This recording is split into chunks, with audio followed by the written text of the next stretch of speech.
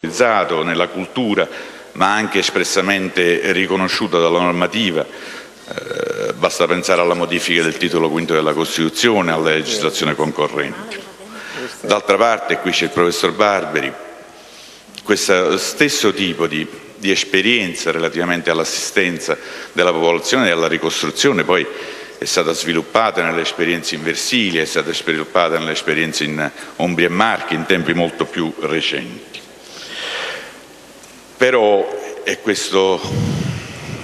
devo dirvi sinceramente, mi pesa soprattutto oggi, ma io credo che, come ha detto proprio Giuseppe Zamberletti, per rispetto di 1000 persone scomparse, bisogna che oggi diamo concretezza all'organizzazione di questo convegno proposto dall'assessore Moretton e dal presidente Illy, andando oltre la celebrazione e il ricordo delle persone scomparse